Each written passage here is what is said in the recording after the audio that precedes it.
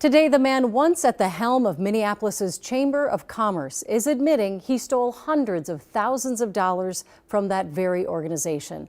Jonathan Weinhagen pleaded guilty to embezzling money meant to support local businesses and even Crime Stopper rewards, using it to fund a lavish lifestyle.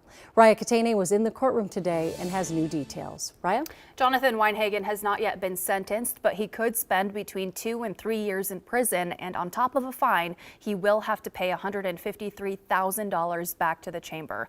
Now, he did resign from the chamber in June of last year after an internal investigation, but prosecutors say the lies, fraud, and embezzlement date all the way back to 2019. Walking alongside his attorney. Do you have anything to say to the victims or the families? Jonathan Weinhagen said nothing as he left court Monday after admitting he embezzled hundreds of thousands of dollars during his time as CEO of the Minneapolis Chamber of Commerce.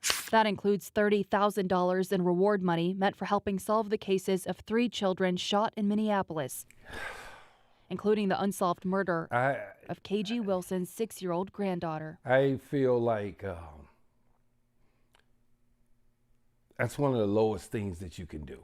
More than 4 years later, no one has been arrested for Anaya Allen's death. For you to take this type of money, any of it, but especially this money that was for innocent children who were murdered. Weinhagen also admits he stole more than $213,000 from the chamber, even creating an alias and fake company to funnel money to his personal accounts. The 42-year-old also lied on loan applications and used the chamber's credit card to buy first-class flight tickets and oceanfront hotel rooms. Prosecutors also say he stole $60,000 from 2 local businesses, which he'd solicited for supporting all of Minneapolis, a political group endorsing Mayor Jacob Frey.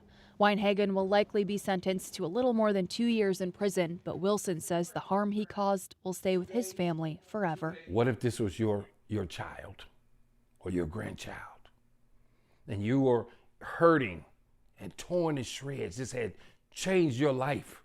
Would you want somebody to do this to you or your family? I also connected with the chamber today, whose current CEO says in a statement he commends the work of the DOJ to hold Weinhagen accountable, adding in part that, quote, his actions were a profound breach of trust and caused significant harm to the organization from which we are still recovering. We also heard from Mayor Frey's office today, whose spokesperson says, quote, the mayor is glad to see Mr. Weinhagen being held accountable for his actions. Julie. All right. Thank you, Raya.